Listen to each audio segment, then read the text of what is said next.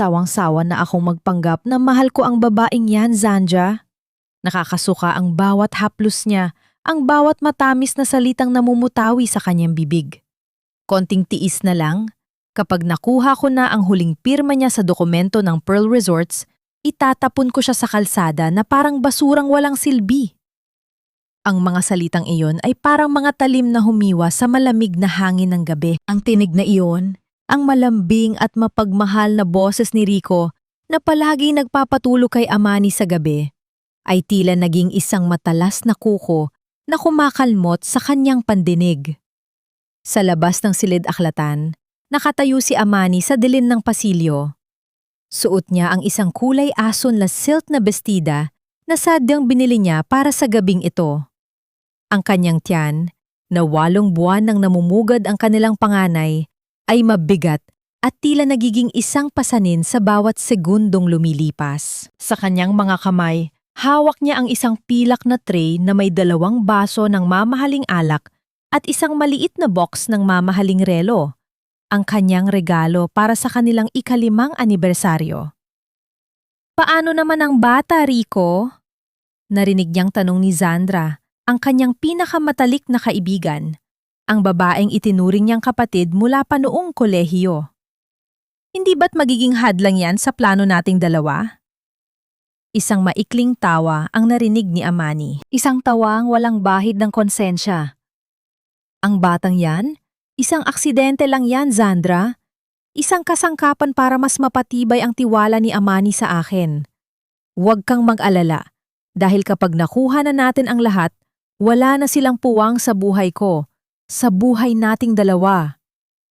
Kasabay ng pagtatapos ng pangungusap ni Rico, ang pilak na tray na hawak ni Amani ay tuluyang nadulas sa kanyang mga kamay. Bumagsak ito sa matigas na sahig na gawa sa nara. Lumihan ng isang malakas at matunog na ingay na bumasag sa katahimikan ng mansyon. Ang mga baso ng alak ay nagkadurug-durug. Ang mapulang likido ay kumalat sa sahig na parang sariwang dugo na dumanak sa gitna ng isang trahedya. Hindi nagawa ni Amani na sumigaw.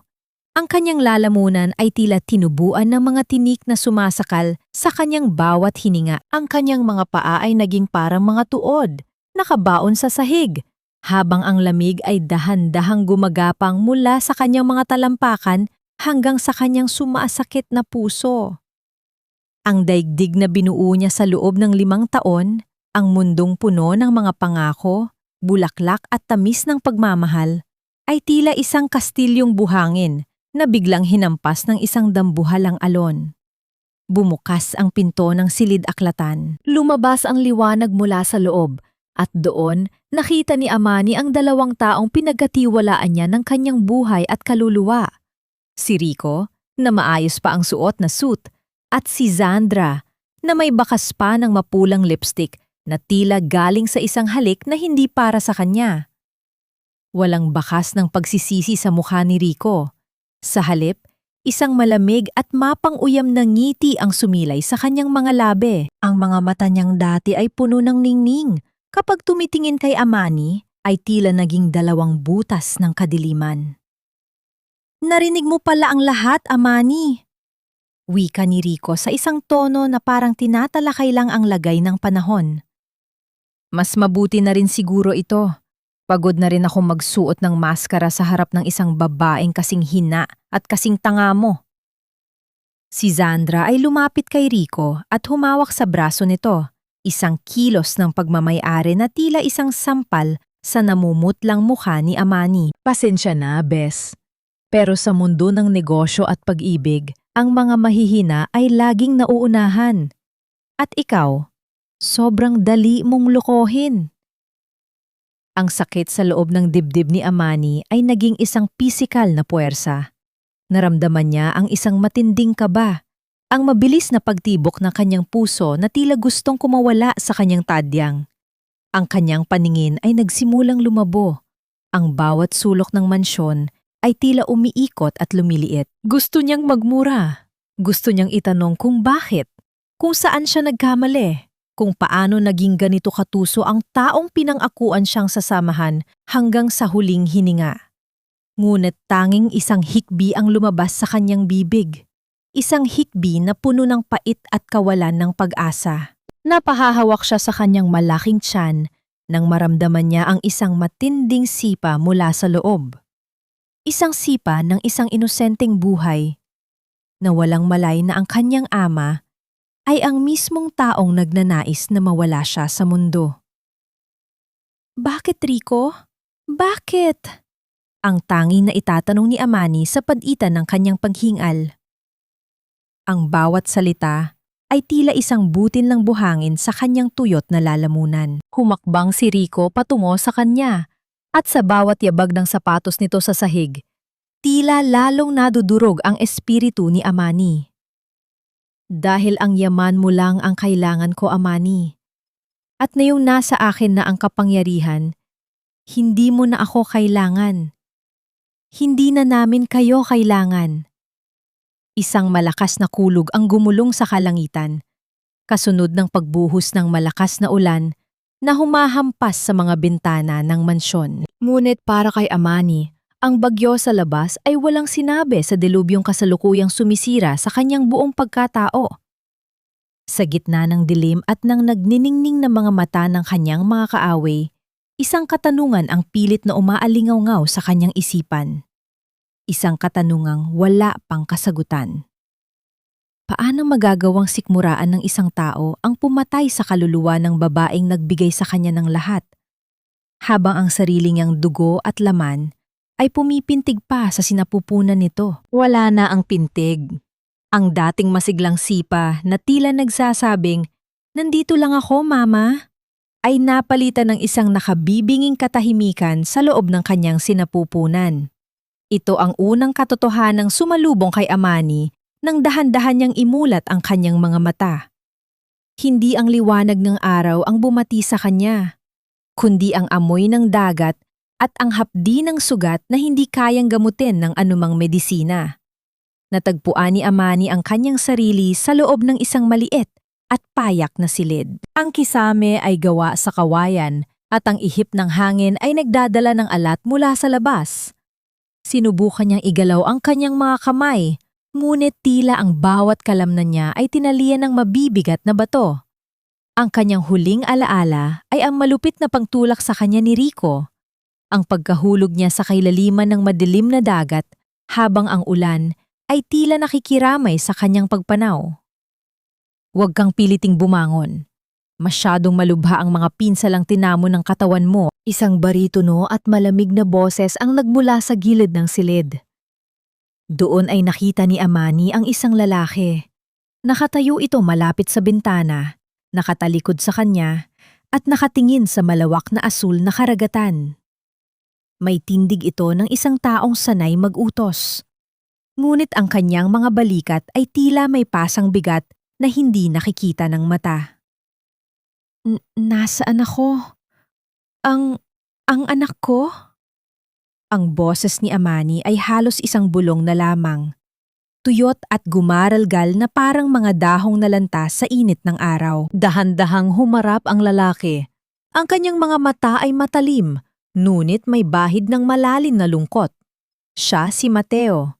Lumapit siya sa higaan ni Amani at tiningnan ang mga benda sa katawan nito. Hindi siya agad sumagot, at sa bawat segundong lumilipas, ang kaba sa dibdib ni Amani ay lalong lumalakas, tila isang tambol na nagbababala ng masamang balita.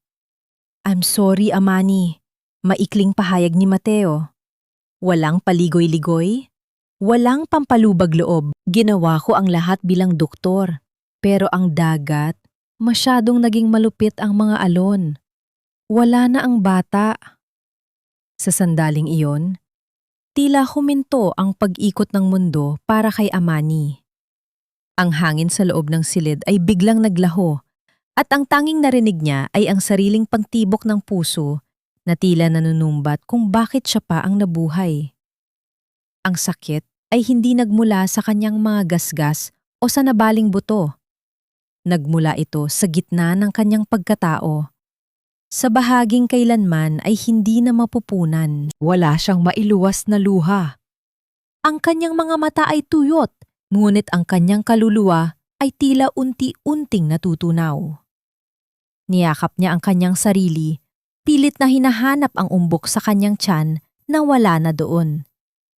Ang katuwang sana niya sa pakikipaglaban, ang tanging dahilan kung bakit niya gustong mabuhay, ay kinuha na ng karagatan na naging libingan ng kanyang mga pangarap. Bakit? Tanong niya sa kawalan. Bakit hinayaan mo mabuhay pa ako kung kukunin mo rin naman ang lahat sa akin? Hindi sumagot si Mateo. Alam niya ang pakiramdam ng mawalan, ang pakiramdam ng mabuhay sa isang mundong wala ng kulay. Hinayaan niya lang ang katahimikan na bumalot sa kanila habang ang tunog ng mga alon na humahampas sa pampang ay tila isang malungkot na oyayi para sa batang hindi na nasilayan ang liwanag. Sa gitna ng kanyang pagluluksa, bumukas ang pinto ng silid. Isang matandang babae na may mapuputing buhok at suot ang isang kupas na barotsaya ang pumasok.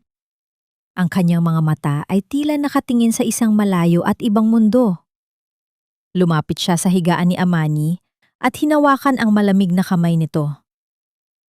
Bumalik ka na, Esmeralda. Salamat sa Diyos, bumalik na ang anak ko. Ang boses ng matanda ay banayad, tila isang haplos ng sutla sa gitna ng magaspang na realidad. Napatitig si Amani sa matanda. Ang mga kamay nito na humahawak sa kanya ay tuyot at marami ng gatla. Ngunit ang init na nanggagaling doon ay tila isang kuryenteng nagpapakaalma sa nanginginig niyang kalamnan. Nakita niya sa mga mata ng matanda ang isang uri ng pagmamahal na tila hindi para sa kanya, kundi para sa isang aninong matagal nang nawala. Lumingon si Amani kay Mateo. Ang kanyang mga mata ay nagtatanong at puno ng kalituhan. Sino po siya? At bakit Esmeralda ang tawag niya sa akin? Bumuntong hininga si Mateo at lumapit sa kanila. Marahan niyang inakay ang matanda paupo sa isang silya sa tabi ng higaan. Siya ang nanay ko, si Lola Esmeralda. May sakit siya sa pag-iisip, Amani. Sa mundo niya, hindi pa lumilipas ang mga taon. Para sa kanya, ikaw ang kapatid kong matagal nang pumanaw. Magkamukha kayo, lalo na sa gitna ng kadiliman at ng iyong kasalukuyang kalagayan. Anak, huwag mo na kaming iiwan muli. Muling pagsusumamo ng matanda habang hinahaplos ang buhok ni Amani. Ang dami mong sugat. Sino ang gumawa nito sa'yo? Sasabihan ko ang iyong Kuya Mateo na parusahan sila? Napalunok si Amani. Ang bawat salita ng matanda ay tila isang patalim na bumabaon sa kanyang sugatang puso. Gusto niyang sabihing hindi siya si Esmeralda, na siya ay si Amani, ang babaeng nawalan ng lahat, ang babaeng itinapon ng sariling asawa. Ngunit nang makita niya ang kislap ng pag-asa sa mga mata ni Lola Esmeralda, isang pag-asa na tila ito na lamang ang nagpapanatili sa matanda sa mundong ito, ay hindi niya nagawang bumuka ang kanyang bibig. Tumingin si Mateo kay Amani. Ang kanyang mga mata ay tila nagmamakaawa. Please, Amani. For now, let her believe. Ang puso niya ay kasing rupok ng iyong katawan ngayon. Hindi niya kakayanin ang isa pang pagkawala. Isang mabigat na katahimikan ang namayani sa silid. Ang tanging naririnig ay ang banayad na paghampas ng mga alon sa pampang at ang malalim na paghinga ni Lola Esmeralda. Pakiramdam ni Amani ay isa siyang estranggero sa sarili niyang balat. Patay na ang Amani na minahal si Rico. Patay na ang Amani na nangarap maging ina. Ang natitira na lamang ay isang kaluluwang ligaw na napadpad sa isang islang puno ng mga lihim. Lumipas ang ilang sandali, kinuha ni Mateo ang isang lumang gyro mula sa ibabaw ng mesa at iniabot ito kay Amani. Siguro kailangan mo itong makita para malaman mo kung ano uri ng demonyo ang tinalikuran mo. Nanginginig ang mga kamay ni Amani habang tinatanggap ang gyro. Doon, sa harapang pahina, ay nakita niya ang kanyang sariling muka. Isang larawan niya noong masaya pa siya. noong wala pa siyang malay sa kataksilan. Ang ulo ng balita ay tila isang kulog na yumanig sa kanyang buong pagkatao. Tagapagmana ng Pearl Resorts, patay na matapos ang trahedya sa dagat. Rico Castillo, lugmok sa pighati. Binasa ni Amani ang bawat salita.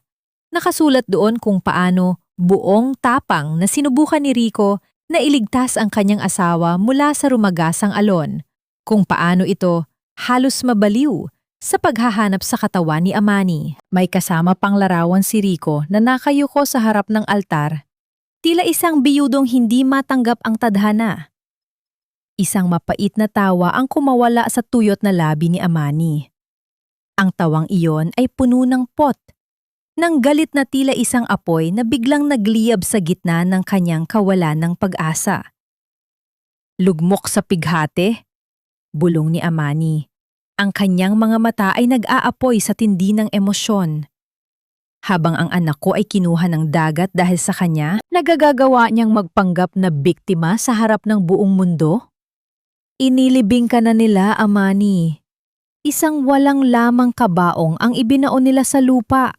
Seryosong saad ni Mateo. Para sa buong mundo, ikaw ay isang alaala na lamang. Isang multo ng nakaraan. Hinigpitan ni Amani ang hawak sa dyaryo hanggang sa malukot ito sa kanyang kamao. Ang sakit na naramdaman niya kanina ay unti-unting napalitan ng isang bago at mas matinding pakiramdam. Ang pagnanais na mabuhay. Hindi para sa sarili, kundi para sa katarungan. Kung gusto nilang multo ang balikan sila, pagbibigyan ko sila. Wika ni Amani. Ang kanyang tinig ay malamig na parang yelo at matalim na parang balisong.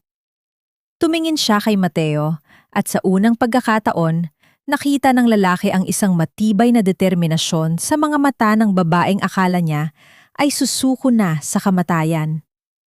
Tulungan mo ako, Mateo.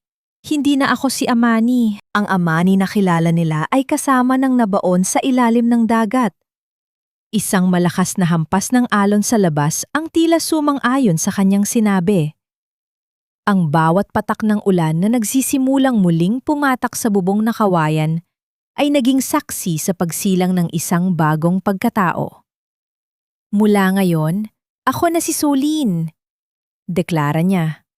At sa aking pagbabalik, titiyakin kong bawat luhang ibinuhos ko ay babayaran nila ng higit pa sa kanilang buhay. Ngunit sa gitna ng kanyang panunumpa, isang katanungan ang pumasok sa kanyang isipan na nagdulot ng panibagong kaba sa kanyang dibdib. Paano kung ang katarungang hinahanap niya ay may kapalit na mas mahalaga pa sa kanyang sariling kaligtasan?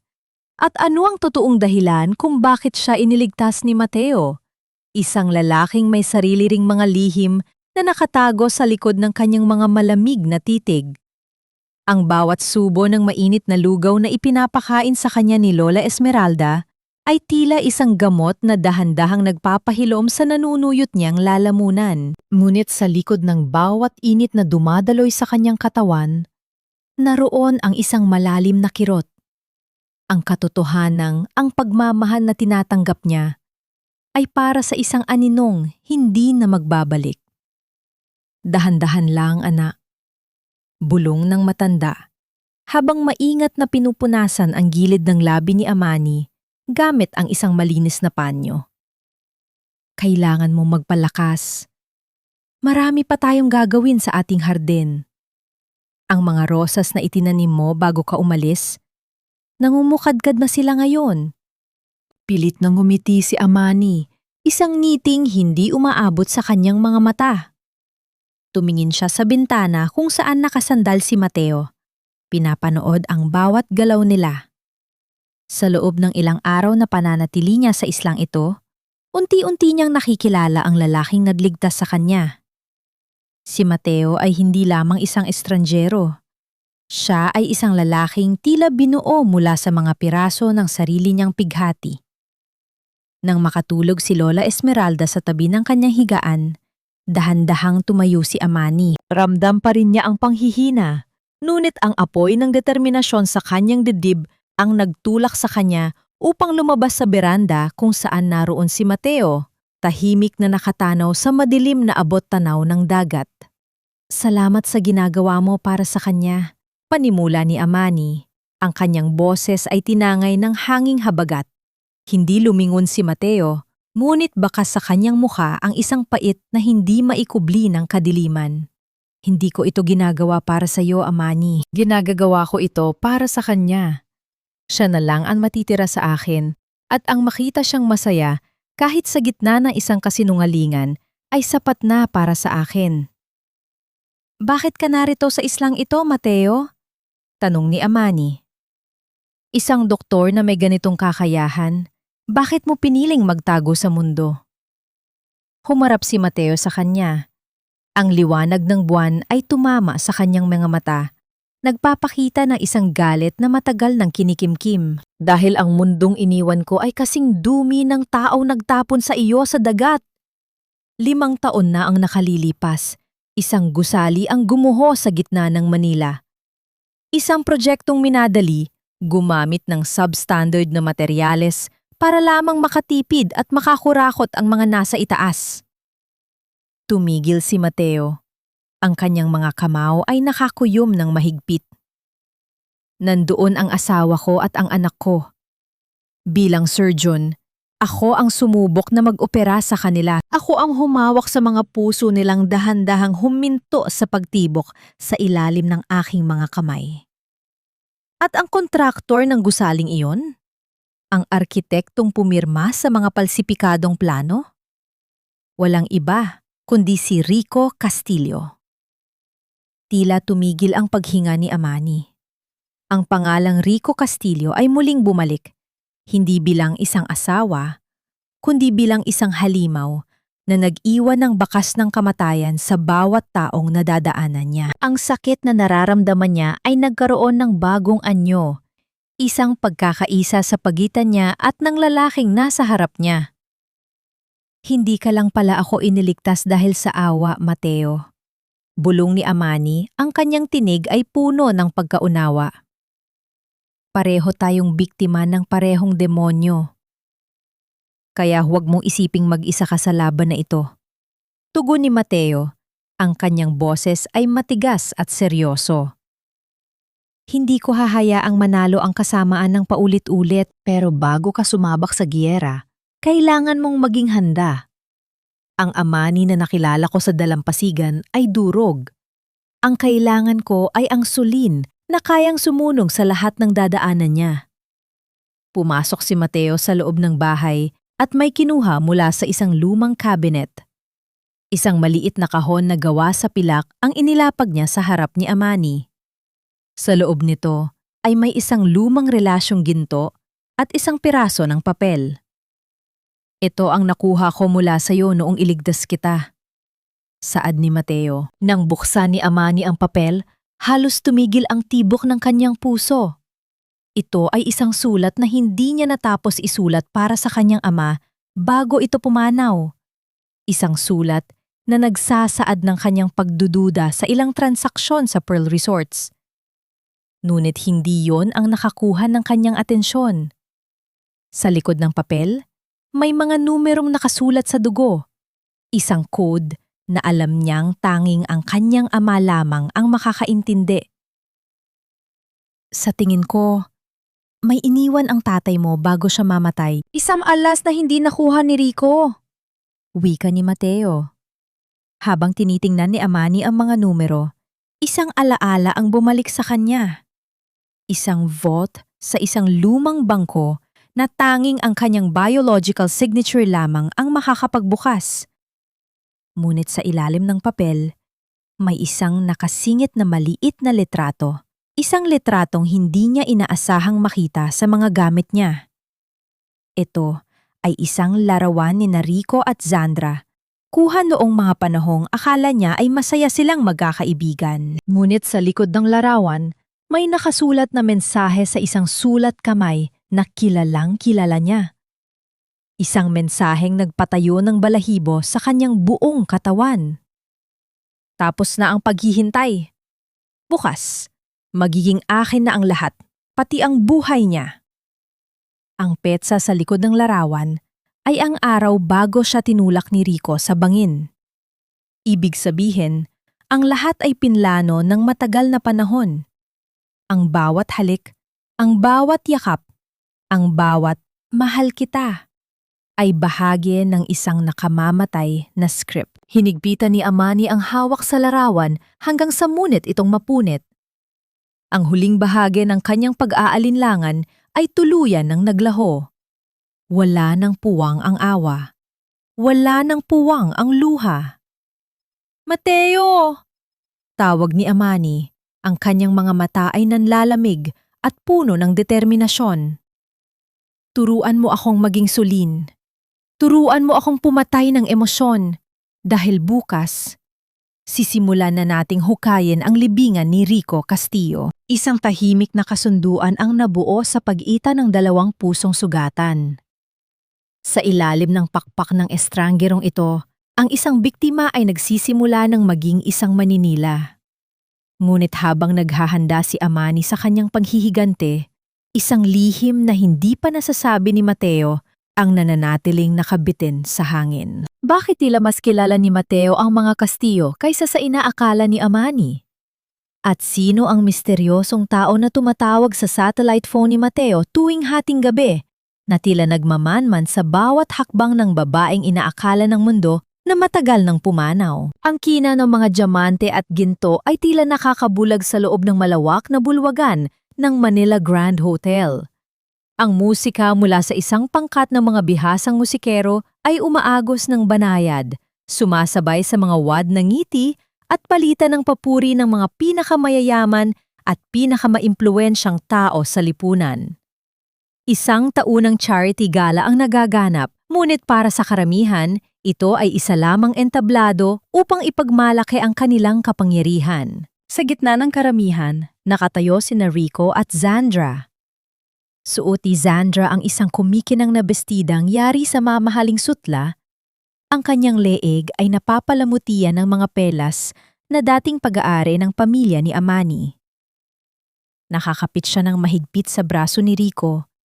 Tila ipinangangalandakan sa buong mundo na siya na ang bagong reyna ng Pearl Resorts. Tingnan mo sila, Rico.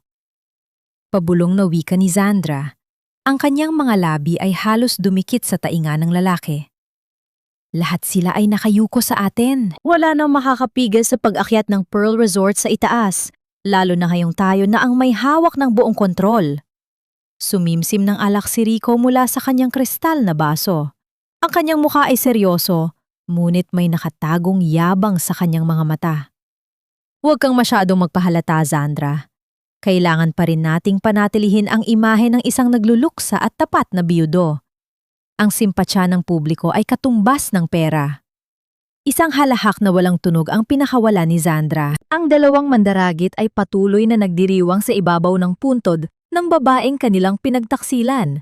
Walang kamalay-malay na ang hanging habagat ay nagdala ng isang bagyo na wawasak sa kanilang ginagawang paraiso. Ang atensyon ng lahat ay biglang napukaw nang tumayo ang punong abala sa gitna ng entablado upang magbigay ng isang anunsyo. Ang mga boses sa bulwagan ay unti-unting namatay, napalitan ng isang mapanabik na katahimikan. Mga Ginoo at binibine, isang malaking karangalan ang ipakilala sa inyo ang ating pinakamalaking panauhing ngayong gabi. Isang kilalang bilyonarya at global investor na nagmula pa sa Singapore upang maghanap ng bagong pamumuhunan dito sa ating bansa. Salubungin natin ng masigabong palakpakan si Madam Solen Vargas. Lahat ng mata ay natuon sa tuktok ng malapad na hagdanang gawa sa marmol.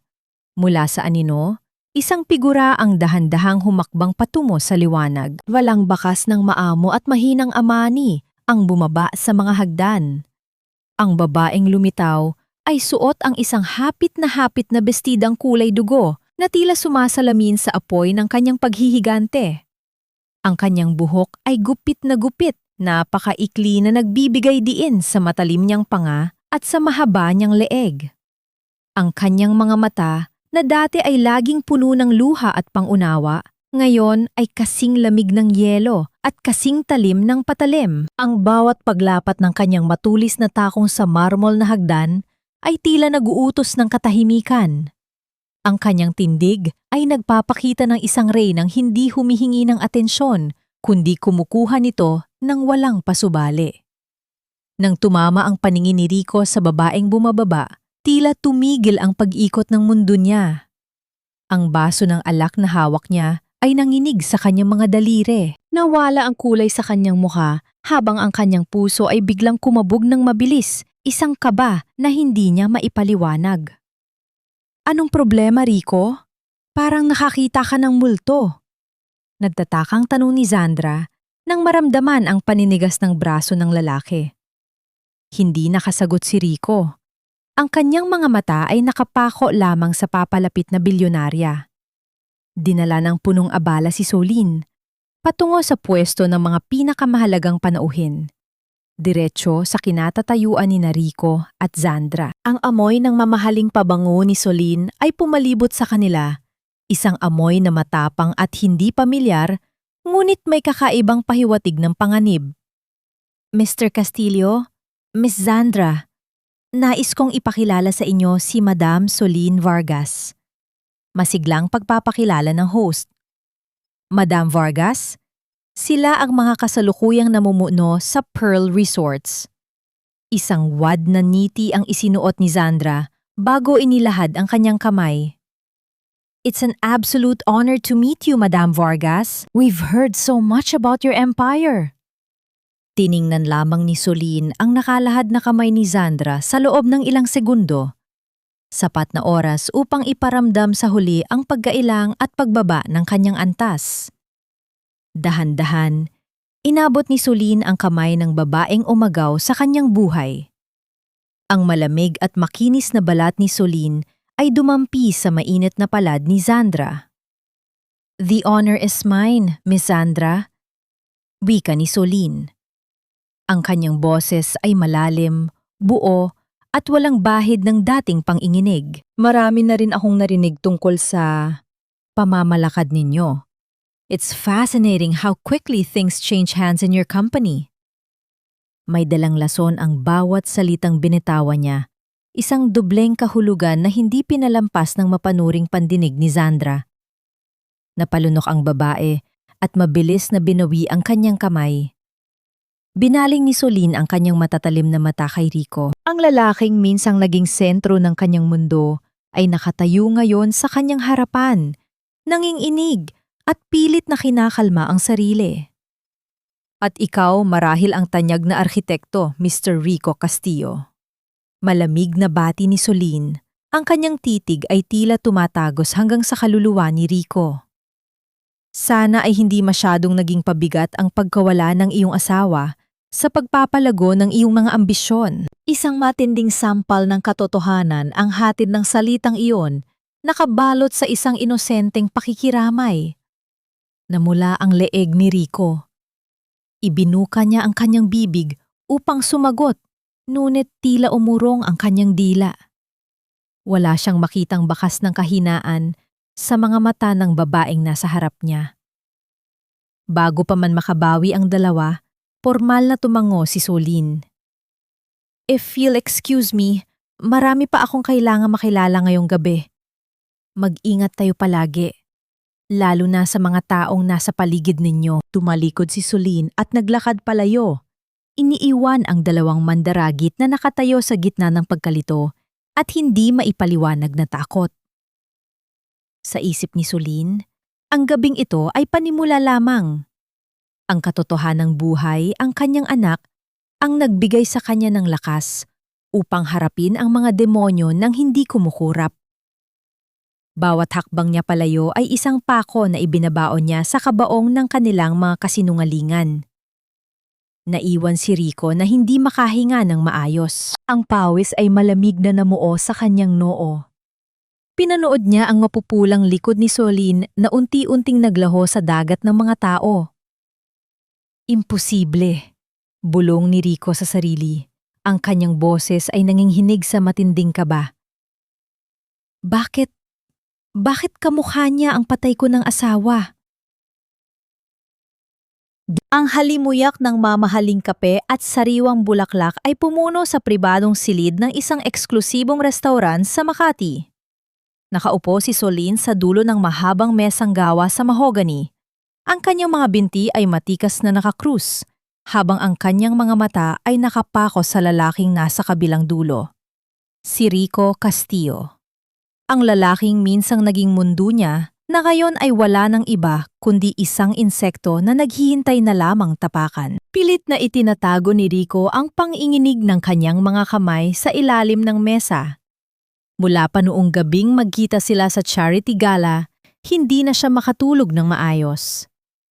Ang bawat kurap ng kanyang mga mata ay nagdadala sa kanya pabalik sa mukha ni Amani, ang asawang sarili niyang tinulog sa kamatayan. Ngunit, sa tuwing titingin siya sa babaeng kaharap niya ngayon, ang nakikita niya ay isang bilyonaryang naggangalang Soline Vargas, isang babaeng may kapangyarihang dublehin o durugin ang kanyang imperyo. I appreciate you taking the time to meet with me privately, Madam Vargas. Panimula ni Rico.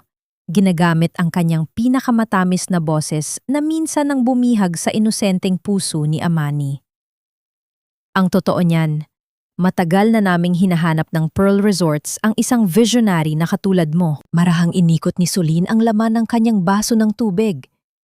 Isang malamig na ngiti ang sumilay sa kanyang mga labi. Isang lason na nakabalot sa pulot. I only do business with the main architect of the company, Mr. Castillo. Hindi ako nakikipagtransaksyon sa mga alalay o sa mga taong nakikisawsaw lang sa tagumpay ng iba. Wika ni Soline, ang kanyang tinig ay may bahid ng pang-aakit na may halong panganib. Sumandal siya ng bahagya. Ipinapakita ang isang kumpiyansang bumabalot sa kanyang buong pagkatao. Kaya nga hiniling kong wag mo nang isama ang iyong legal counsel. I prefer direct communication. Just you and me. I hope your partner, Miss Zandra, doesn't mind. Napalunok si Rico. Ang ego na laging nagpapalaki sa kanyang ulo ay muling tinapik ni Soline. Mabilis siyang umiling, tila itinatanggi ang kahalagahan ng babaeng kasabot niya sa lahat ng krimen. Sandra is just my lawyer, Madam Vargas. Ako ang nagpapatakbo ng lahat ng ito. Ako ang utak ng Pearl Resorts. Pagmamayabang ni Rico, walang kamalay-malay na ang bawat salitang lumalabas sa kanyang bibig ay naghuhukay ng sariling niyang libingan. You don't have to worry about her. Kung ano ang pag-usapan natin dito, sa atin lang yon. Good. Tugon ni Soline. Dahil ang joint venture na inaalo ko sa'yo ay nagkakahalaga ng bilyon-bilyong piso. Isang resort complex sa buong Asia. Ngunit may isa akong kondisyon, Rico. Ayaw kong may ibang taong nakikialam sa mga desisyon ko. Kung magiging partners tayo, kailangan kong makita na kaya mong kontrolin ang mga taong nakapaligid sa'yo. Ang kislap ng kasakiman ay tuluyang bumulag sa mga mata ni Rico. Ang takot na naramdaman niya kanina dahil sa pagkakahawig ni Soline kay Amani ay tuluyang nilamon ng pangako ng walang hanggang yaman. Inilahad niya ang kanyang kamay sa ibabaw ng mesa. You have my word, Soline. Kung ano ang gusto mo, iyon ang masusunod. Hindi inabot ni Soline ang kanyang kamay. Sa halip, itinaas niya ang kanyang baso at tipid ng gumiti. We'll see, Rico. We will see. Habang nilalasap ni Soline ang tagumpay ng kanyang unang hakbang, isang tahimik na delubyo naman ang nagsisimulang manalasa sa opisina ng Pearl Resorts. Nakaupo si Zandra sa kanyang swivel chair, abala sa pag-aayos ng mga papeles nang pumasok ang kanyang sekretarya upang iabot ang isang itim na sobreng walang pangalan ng nagpadala. Kumunot ang noo ni Zandra. Marahas niyang pinunit ang gilid ng sobre at inilabas ang laman nito. Ang kanyang paghinga ay tila biglang pinutol. Ang mga kamay niyang may mahahaba at kulay pulang kuko ay nanginig habang tinititigan ang mga dekalidad na litrato. Litrato iyon ni Rico at Soline sa loob ng eksklusibong restaurant. Kuha yon mula sa isang anggulo na nagpapalabas na tila nagbubulungan sila ng napakalapit na para bang may lihim silang mundong dalawa. Sa isa pang litrato, makikita ang paging-iti ni Rico kay Soline, Ang parehong ngiting ibinigay nito kay Zandra noong panahong nagtatago pa sila sa likod ni Amani. Ngunit ang mas nagpadilim sa paningin ni Zandra ay ang maliit na puting papel na kasama ng mga litrato. May nakasulat doon gamit ang magandang kaligrapiya. Ganyan din siya kabilis makuha noong asawa pa niya si Amani. Akala mo ba ikaw ang huli? Napasigaw si Zandra sa galit.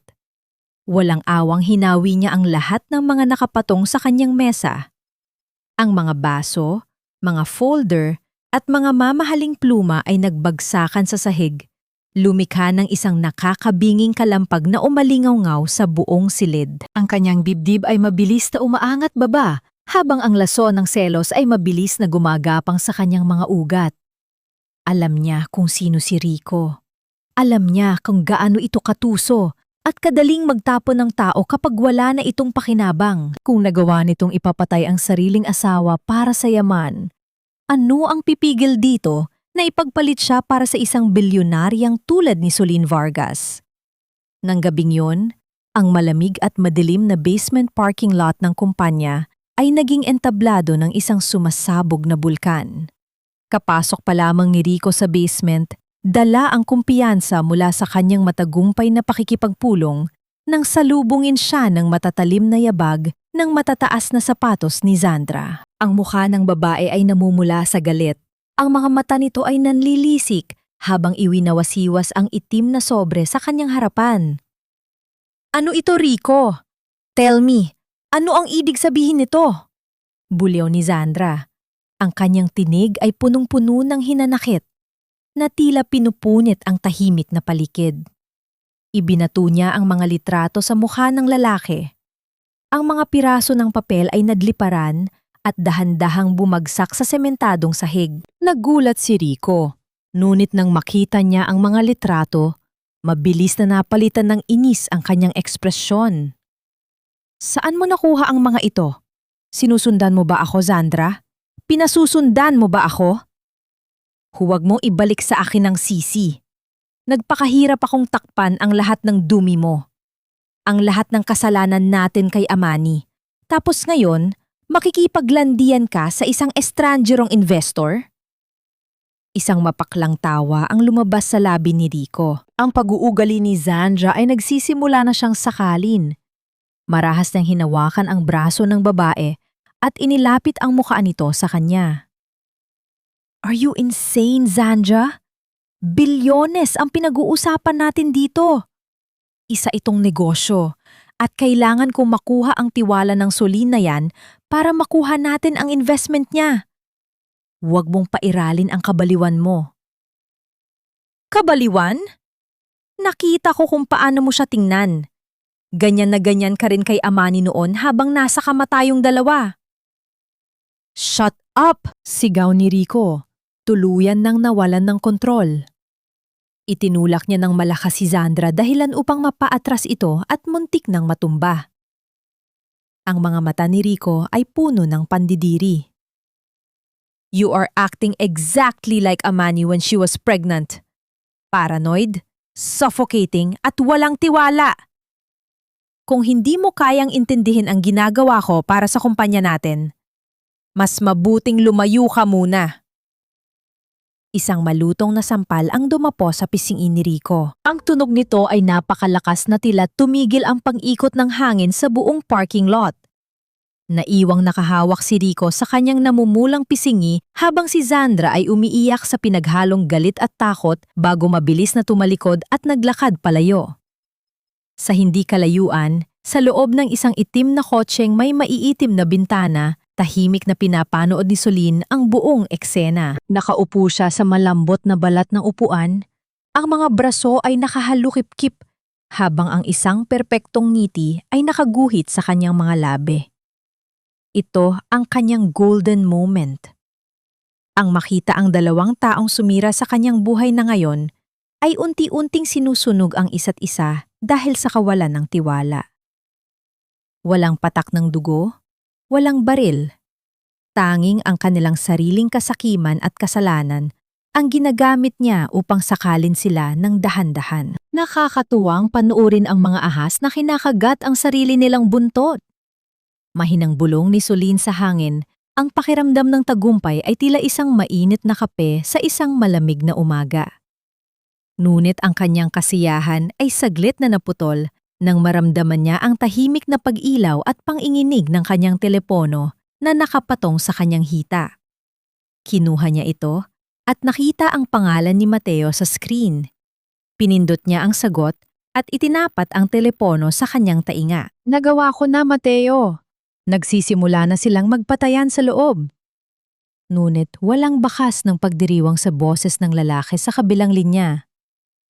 Ang boses ni Mateo ay seryoso. May halong kaba at pag-asa na matagal na nitong pinipigilan. Nakuha ko na ang hinihintay natin, Solin. Wika ni Mateo. Ang bawat pantig ay tila may dalang bigat na kayang magpatigil sa pag-ikot ng mundo. Nawala ang malamig na ngiti sa mga labi ni Solin. Ang imahe ng isang walang pusong bilyonarya na naglalaro sa buhay ng kanyang mga kaaway ay biglang naglaho. Sa isang iglap, ang nagising sa loob niya ay ang isang inang matagal nang nangungulila. Isang inang handang ibigay ang lahat para sa isang yakap na ipinagkait sa kanya ng tadhana. Higpit ang hawak niya sa telepono. Ang kanyang puso ay halos sumabog sa matinding kaba at pananabik. Handa na ang DNA results, Solin. Patuloy ni Mateo. Ang tinig ay pumupukaw sa pinakamalalim na bahagi ng kanyang kaluluwa. Kailangan mong makita ito ngayon din. Buhay siya. At nakita ko na kung nasaan siya. Ibinaba ni Solin ang telepono. Ang mga kamay niyang kanina ay matatag na nagmamanipula sa isip ni Rico ay ngayon ay nanginginig ng labis. Sa labas ng bintana ng kanyang sasakyan, patuloy ang pag-aaway ng dalawang taong sumira sa kanya. Ngunit para kay Solin, wala na silang halaga sa sandaling ito. Ang tanging mahalaga na lamang ay ang pintig ng isang inosenteng buhay na naghihintay sa kanya sa dulo ng madilim na lagusan. Ang isang piraso ng papel ay walang bigat kung tutuusin. Ngunit para kay Solen, ang manipis na dokumentong hawak niya ngayon ay tila nagtataglay ng bigat ng buong daigdig. Nanginginig ang kanyang mga daliri habang binabasa ang mga numerong nakalimbag sa puting pahina. 79% tugma, isang hindi maitatanging patunay na ang dugong na nananalaytay sa ugat ng batang iyon ay galing sa kanyang sariling sinapupunan. Nang hina ang mga tuhod ni Solen, juluyan siyang napabagsak sa sahig ng pribadong klinika ni Mateo. Walang luhang lumabas sa unang sandali. Tanging ang pag-abol niya ng hininga ang bumabasag sa katahimikan ng silid. Ang mundong akala niya ay gumuho na ng tuluyan 5 taon na, ang nakalilipas ay biglang nagkaroon ng panibagong kulay. Mabilis na lumapit si Mateo at inalalayan siya sa mga balikat. Ang init ng palad ng lalaki ay nagbigay ng kaunting lakas sa kanyang nangangatog na katawan. Buhay siya, Mateo! Bulong ni Solin. Ang kanyang boses ay tila isang basag na kristal na pilit binubuo. Ang anak ko. Buhay ang anak ko. Tumango si Mateo. Ang kanyang mga mata ay nagpapakita ng pinaghalong ginhawa at pangungulila para sa sarili niyang pamilyang hindi na naisalba. Nang gabing iyon sa dalampasigan, nag-aagaw buhay ka, Amani. Nawalan ka ng malay, ngunit ang bata sa sinapupunan mo, lumalaban siya. Bilang isang doktor, ginawa ko ang lahat ng aking makakaya upang ilabas siya ng ligtas kahit wala tayo sa isang maayos na ospital. Tumingala si Solin kay Mateo. Bakit hindi mo sinabi sa akin agad? Bakit hinayaan mong maniwala akong namatay siya kasama ng lahat ng pangarap ko? Walang galit sa kanyang tinig. Tanging isang malalim na pagtatanong mula sa isang inang inulila ng pagkakataon dahil kilala ko kung gaano kawalang puso si Rico. Seryosong sagot ni Mateo. Ang kanyang panga ay nagigiting sa tindi ng emosyon. Tinulak kanya sa bangin dahil gusto niyang patayin kayong dalawa ng anak mo. Kung nalaman niyang nabuhay ang bata, hahanapin niya ito. Tatapusin niya ang sinimulan niya. Wala akong kapangyarihan at yaman noon para protektahan kayong dalawa. Kaya gumawa ako ng peking death certificate. Dinala ko ang anak mo sa isang tagong ampunan sa labas ng Maynila. Sa pangangalaga ng isang madreng, pinagkakatiwalaan ko ng lubos. Hinawakan ni Soline ang kamay ni Mateo at humagulgol siya ng tuluyan. Ang mga luha ng pighati na inipon niya sa loob ng 5 taon ay napalitan ng mga luha ng labis na pasasalamat. Ang lalaking ito na tinulungan niya sa isla ay hindi lamang nagbigay sa kanya ng bagong buhay, kundi iniligtas ang kaisa-isang dahilan kung bakit gusto pa niyang huminga. Dalhin mo ako sa kanya, Mateo. Parang awa mo na. Gusto ko makita ang anak ko. Pagsusumamo ni Soline habang mahigpit na nakakapit sa manggas ng lalaki. Hindi nag-aksaya ng panahon si Mateo. Sa loob ng ilang minuto, binabagtas na ng kanilang sasakyan ang mahaba at palikulikong kalsada patungo sa probinsya ng Rizal. Bawat pag-ikot ng gulong ay tila bumabagal sa paningin ni Soline. Pinagmasdan niya ang sarili sa salamin ng sasakyan. Ang babaeng nakikita niya ay may maikling buhok, matatapang na mata at nakasuot ng mamahaling damit, isang bilyonarya na kinatatakutan ng mga nasa alta sosyedad.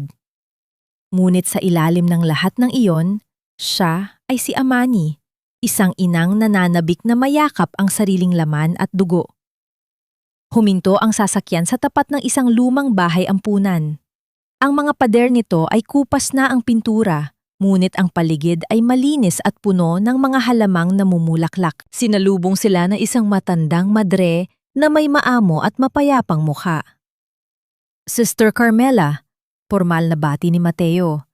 Nandito na ang tunay na ina ni Lucas. Lucas? Ang pangalan ay tila isang matamis na awitin sa pandinig ni Soline. Iyon ang pangalang napili ng madre para sa kanyang anak. Isang pangalang nangangahulugang tagadala ng liwanag. Nakangiting tumango ang madre at dinala sila patungo sa isang mahabang pasilyo na nagtatapos sa isang malaking silid-aralan. Ang mga boses ng mga batang nagtatawanan at naglalaro ay umalingaw-ngaw sa paligid.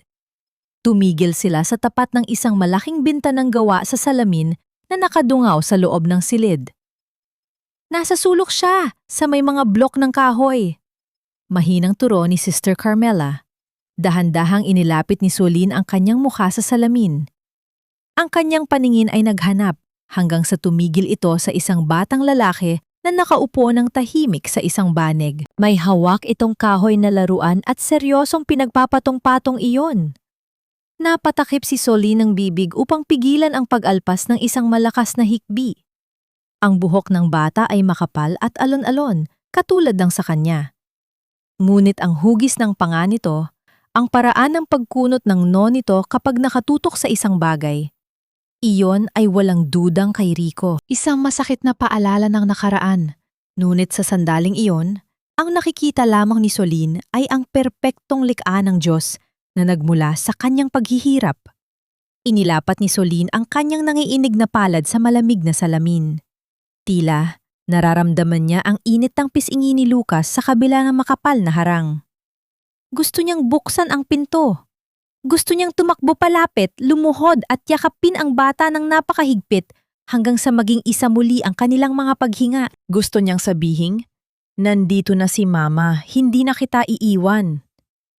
Ngunit naramdaman niya ang marahang pagdampi ng kamay ni Mateo sa kanyang balikat, isang paalala ng kanilang kasunduan. Hindi pa ngayon, Soline. Bulong ni Mateo, ang boses ay puno ng pag-unawa sa matinding sakripisyong ginagawa ng babae. Kung kukunin mo siya ngayon, malalagay kayo sa panganib. Kailangan muna nating putulin ang lahat ng galamay ni Rico. Kailangan muna natin durugin ang Pearl Resorts bago kayo tuluyang maging malaya.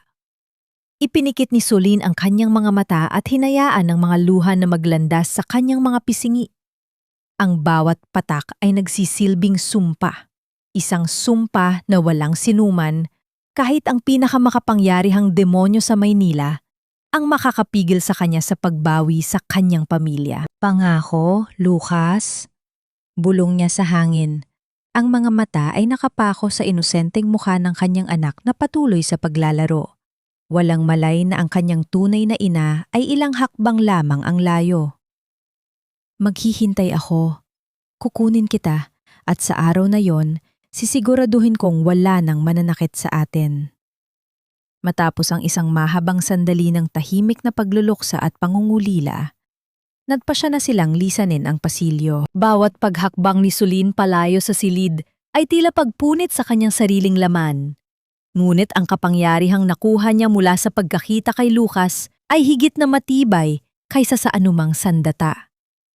Naglakad sila palabas ng ampunan patungo sa nakaparadang sasakyan. Ang araw ay nagsisimula ng bumaba, nag-iiwan ng kulay kahel na liwanag sa kalangitan. Ngunit bago pa man makabukas ni Mateo ang pinto ng kanilang sasakyan, ang pag-ikot ng mga gulong sa magaspang na graba ay naghudyat ng pagdating ng isang sasakyang hindi nababagay sa payak na lugar na iyon. Isang makintab at itim na luxury van ang huminto mismo sa tapat ng bakal na tarangkahan ng ampunan. Mabilis na napahinto si Solin. Ang hangin sa kanyang paligid ay tila naging yelo. Bumukas ang pinto ng van at mula roon ay bumaba ang ilang taong may hawak na mga malalaking kamera, kasunod ng isang lalaking nakasuot ng mamahaling puting polo. Ang lalaki ay may malapad na ngiti, nagpapanggap na isang mabuting Samaritano na handang mag-abot ng tulong para sa mga ulila. Isang public relations stunt na pamilyar kay Solin. Si Rico Castillo. Nasa iisang lugar ang lalaking pumatay sa kanya at ang anak na itinago nila mula sa kamatayan nito. Mabilis na hinila ni Mateo si Solin sa likod ng isang malaking puno ng mangga. Ikinubli sila mula sa paningin ng mga bagong dating. Ang dibdib ni Solin ay mabilis na umaangat baba. Kung makikita siya ni Rico sa lugar na ito na walang kasamang mga bodyguards at wala sa kanyang karakter bilang Madam Vargas, magdududa ito. Mas lalong mapanganib na malaman ni Rico ang koneksyon niya sa bahay ampunan. Sa hindi kalayuan, huminto si Rico sa paglalakad. Tila may naramdaman itong kakaiba sa hangin. Dahan-dahang lumingon si Rico patungo sa direksyon kung saan nakatago sina Solin at Mateo. Pinasadahan ng matatalim na mata ng arkitekto ang anino ng malaking puno. Unti-unting humakbang si Rico palapit sa puno. Ang kanyang noo ay nakakunot, tila isang asong nakakaamoy ng pamilyar na presensya. Ang bawat yabag ng kanyang sapatos sa tuyong lupa ay parang orasan na nagbibilang patungo sa isang tiyak na kapahamakan.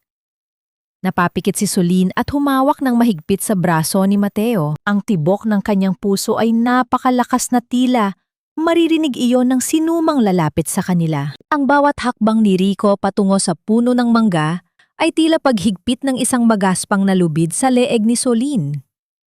Hininga ni pigil, ang mga mata ay nakapikit ng mariin habang hinihintay ang paghawi ng mga dahon at sanga. Naramdaman niya ang matatag na paghawak ni Mateo sa kanyang siko, handang gawin ang lahat upang protektahan siya kung sakaling mabisto ang kanilang pagtatago. Ngunit bago pa man makasapit ang lalaki sa kanilang kinaroroonan, umalingaw-ngaw ang masiglang boses ni Sister Carmela na tinatawag ang pangalan nito para sa isang formal na litrato kasama ang mga bata at mga mamamahayag. Napahinto si Rico. Isang huling nagdududang sulyap ang ipinukol nito sa anino ng puno bago tuluyang tumalikod at naglakad pabalik sa karamihan na naghihintay sa kanyang wad na kabutihan. Nang makalayo ito at makuha ang atensyon ng mga lente ng kamera, mabilis at tahimik na iginiya ni Mateo si Solin patungo sa sasakyan.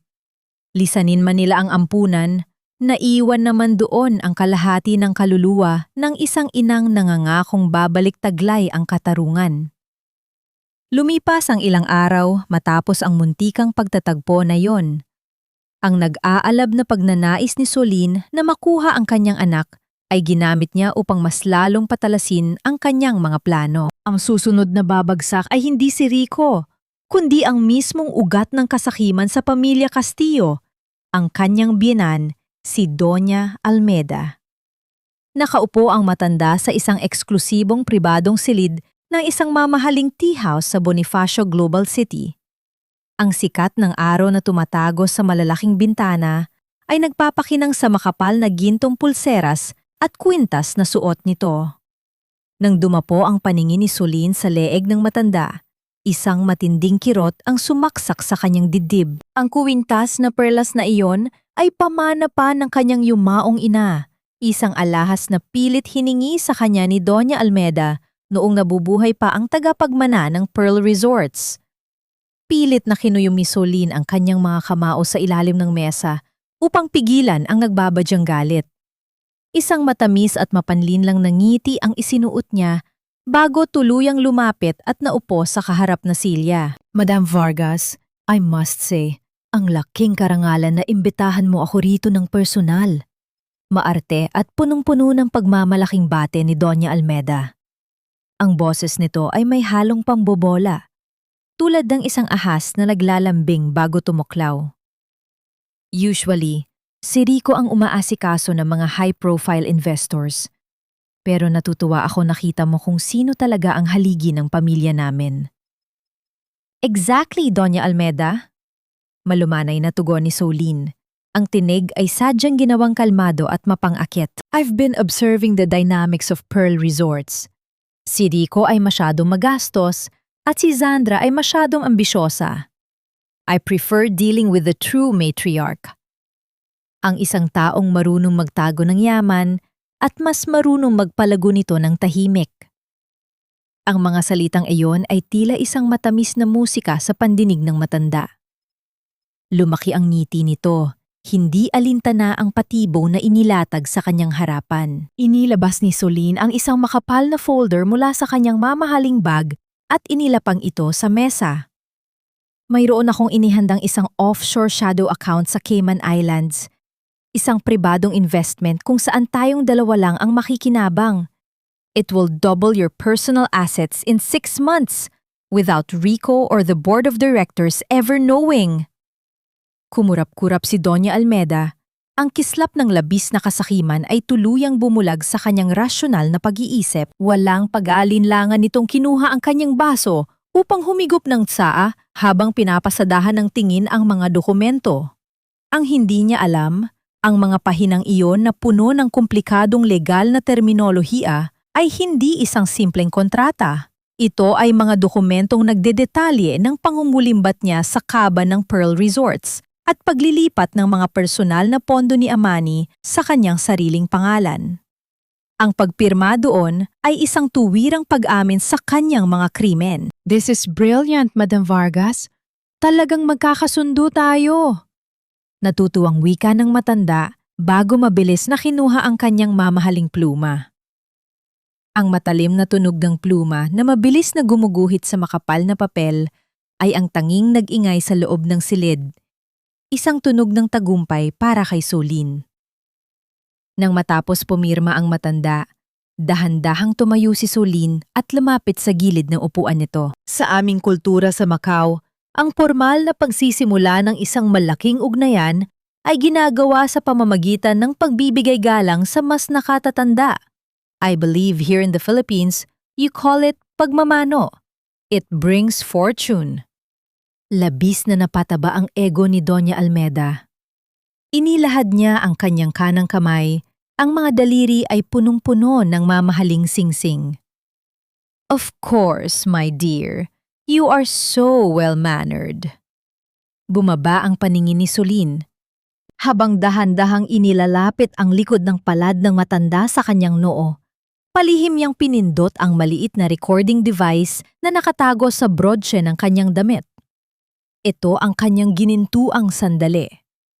Ang sandali kung saan ang nakagawiang paggalang ay magiging sandata ng kanyang katarungan. Gusto ko lang makasiguro sa ating partnership, Doña Almeda. Malambing na bulong ni Soline habang nananatiling nakayuko ang ulo. Wala bang magiging problema sa mga naunang pondo na inilipat ninyo bago pa man mamatay ang asawa ni Rico? The late Amani might have left some loose ends. Isang halahak na puno ng paghamak ang pinakawala ni Doña Almeda. Ang tunog nito ay tila kumakalmot sa kaluluwa ni Soline. Oh, that stupid Amani? Wika ng matanda.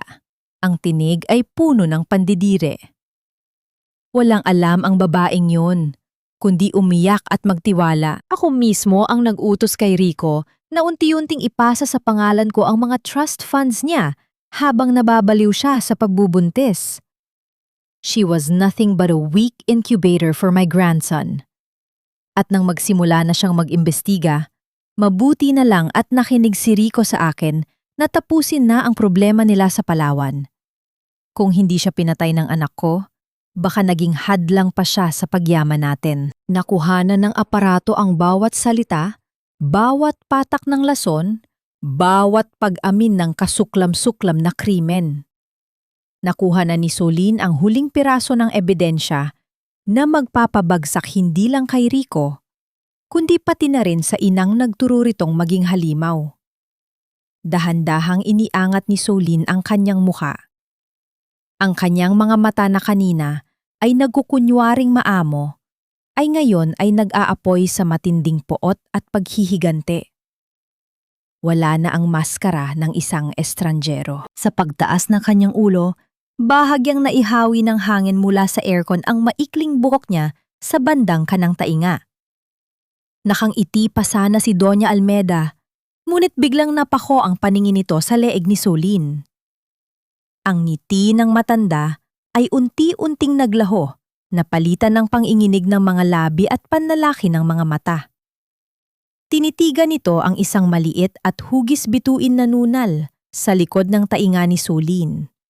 Isang napaka-espesipikong palatandaan na madalas nitong kutsain kay Amani noon. Dahan-dahang umatras ang matanda, ang kanyang dibdib ay mabilis na umaangat baba dahil sa matinding kakapusan ng hininga. Naramdaman niya ang malamig na presensya ng kamatayan sa silid. Ang nunal na yan, ang hugis ng pangamo. Nanginginig na bulong ni Doña Almeda habang nakaturo ang nanginginig na daliri kay Soline. Ang tasa ng tsaa sa mesa ay natabig nito, subalit hindi nito inalintana ang mainit na likido na tumapon sa sahig. Isang nakakabining katahimikan ang namayani sa pag-itan nila. Bago tuluyang sumigaw ang matanda, ang boses nito ay basag dahil sa matinding takot at gulat. Hindi ikaw si Soline. Ikaw si Amani. Ang malamig na hangin mula sa bentilasyon ng grand boardroom ng Pearl Resorts ay tila hindi sapat upang palamigin ang nagiinit na kasakiman sa loob ng silid. Sa dulo ng mahaba at makintab na mesang gawa sa salamin, nakatayo si Rico Castillo. Suot niya ang isang pasadyang itim na suit na sumisimbolo sa kapangyarihang matagal na niyang ninanakaw. Sa kanyang tabi ay nakaupo si Zandra. Ang mga mata nito ay nagmamasid sa bawat miyembro ng Board of Directors na tila isang lawin na nagbabantay sa kanyang teritoryo. Sa labas, ang kalangitan ay unti-unting nagdidilim dahil sa nagbabadyang sama ng panahon, isang perpektong refleksyon ng bagyong malapit nang pumasok sa loob ng gusali. Mga kasama, 5 taon na ang nakalipas mula nang mawala ang aking pinakamamahal na asawa, si Amani. Panimula ni Rico, ang boses ay sadyang ginawang malungkot at puno ng pighati. Ang kanyang galing sa pag-arte ay sapat na upang makuha ang simpatsya ng ilang matatandang miyembro ng lupon. Ngunit, alam kong hindi nagugustuhing tumigil ang pag-ikot ng mundo natin. Sa pamamagitan ng inyong boto ngayong araw, bilang permanenteng CEO ng Pearl Resorts, maipagpapatuloy ko ang kanyang legacy. Ang kumpanyang ito ay mananatili sa itaas. Nagpalakpakan ang ilang mga sipsip na direktor, handa nang itaas ang kanilang mga kamay upang tuluyang ibigay ang korona sa isang mamamatay tao. Isang tagumpay na ngiti ang sumilay sa mga labi ni Rico at Sandra. Hawak na nila ang mundo. Wala nang makakapigil sa kanila. Ngunit ang kanilang pagdiriwang ay biglang naputol nang ang mabibigat na pinto ng boardroom ng gawa sa purong kahoy ay marahas na bumukas. Ang matunog na paglapat ng pinto sa dingding ay umalingaw-ngaw sa buong silid na naging dahilan upang mapalingon ang lahat sa gawin ng pasukan. Nakatayo roon si Soline. Hindi siya nakasuot ng madilim na damit tulad ng nakagawian niya. Sa halip, nakasuot siya ng isang perpektong puting suit na sumisimbolo sa katotohanang matagal ibinaon ngunit muling bumangon. Ang kanyang mukha ay seryoso, walang bahid ng anumang takot. Sa kanyang tabi ay isang matandang lalaki na may hawak na itim na maleta, si Attorney Vergara, ang orihinal at pinagkakatiwala ang abogado ng yumaong Amani-Amani, ang taong pilit pinagretiro ni Zandra 5 taon na ang nakararaan. Napakunot ang noo ni Rico. Ang kaba na pilit niyang tinatakasan simula nang makilala niya ang bilyonaryang ito ay muling gumapang sa kanyang dibdib. Madam Vargas, ano ang ginagawa mo rito? This is a closed-door board meeting. Walang sinumang outsider ang pwedeng pumasok dito. Marahang naglakad si Soline papasok ng silid. Ang bawat paglapat ng kanyang takong sa sahig ay tila nagbibilang ng mga natitirang segundo sa huwad na paghahari ni Rico. Hindi ako isang outsider, Mr. Castillo. At tiyak na hindi rin outsider si Attorney Vergara. Tumayo si Zandra. Ang kanyang boses ay matinis at puno ng pagbabanta. Attorney Vergara has no jurisdiction here anymore. Matagal na siyang inalis sa board. At ikaw, Madam Vargas, wala kang share sa kumpanyang ito para mang-istorbo ng meeting. Yan ang akala mo, Zandra. Malamig na tugon ni Soline. Pumuwesto siya sa kabilang dulo ng mesa, direktang nakaharap kay Rico. Sa nakalipas na ilang buwan, unti-unti kong binili ang mga shares ng mga minor shareholders na lihim ninyong tinatakot. At ngayong umaga, formal ko nang nabili ang 30% ng kumpanya mula sa sarili mong ina, Rico. Ako na ngayon ang mayorja. Namutla si Rico. Ang pangalan ng kanyang ina ay tila isang malakas na suntok sa kanyang sikmura. Imposible! Hindi gagawin ni Mama yan! Binuksan ni Attorney Vergara ang kanyang maleta at inilapag ang mga patong-patong na dokumento sa ibabaw ng mesa. Lahat ng inilipat na pondo ni Miss Sandra sa ilalim ng pangalan ni Mr. Castillo ay iligal. Ang mga pirmang ginamit sa mga trust funds ng yumaong Amani ay peke. May mga hawak kaming ebidensya mula sa mga bangko sa Switzerland at Cayman Islands na nagpapatunay sa inyong grand corporate fraud. Nagkagulo ang mga miyembro ng board. Ang mga bulungan ay naging malalakas na reklamo at pagtatanong. Pilit na pinapakalma ni Zandra ang mga tao, sumisigaw ng mga legal na depensa upang iligtas ang kanilang mga sarili. Ngunit ang kanyang mga salita ay nalunod ng ilabas ni Soline ang isang maliit na remote control. Pinindod niya iyon at ang malaking monitor sa likod ni Rico ay biglang nagliwanag. Hindi isang graph o chart ang lumabas, kundi isang audio file na konektado sa mga speaker ng boardroom. Ang boses ng isang matandang babae ang mabilis na pumuno sa buong silid. Ang boses ni Doña Almeda na nakuha ni Soline noong nagdaang araw. Walang alam ang babaeng yon, kundi umiyak at magtiwala.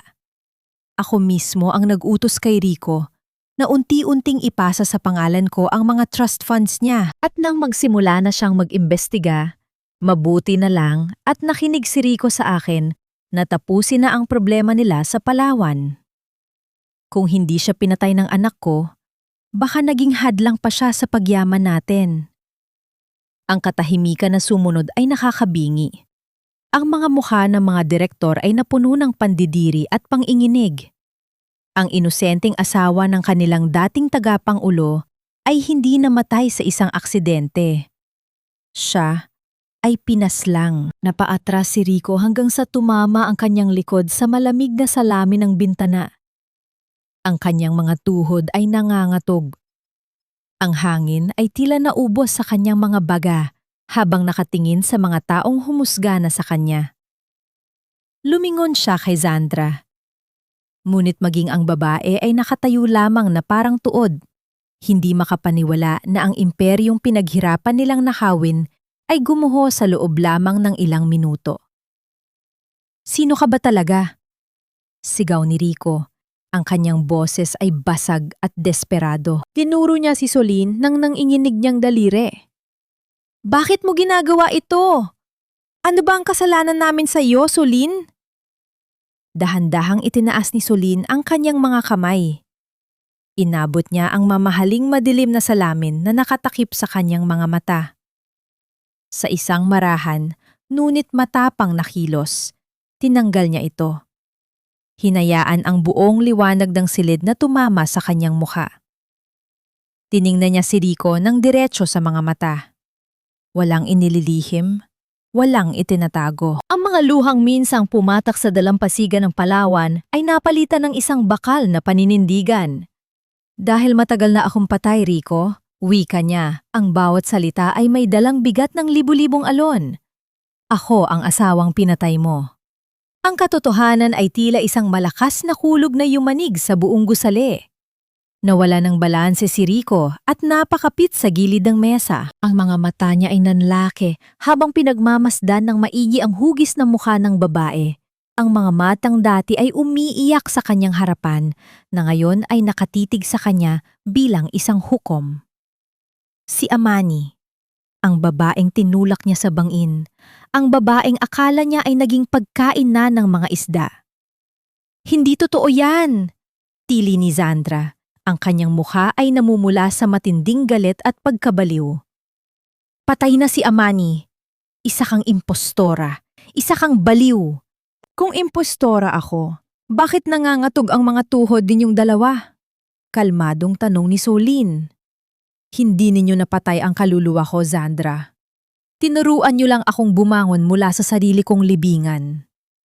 Sa kalagitnaan ng pagwawala ni Zandra at ng pagkabato ni Rico, isang panibagong ingay ang pumasok sa pandinig ng lahat. Mula sa pasilyo sa labas ng boardroom, umalingaw-ngaw ang mabibigat at sunod-sunod na yabag ng mga sapatos. Bumukas ang mga pinto at pumasok ang ilang mga unipormadong opisyal ng pulisya sa pangunguna ng isang matipunong investigador na may hawak na mga warrant of arrest.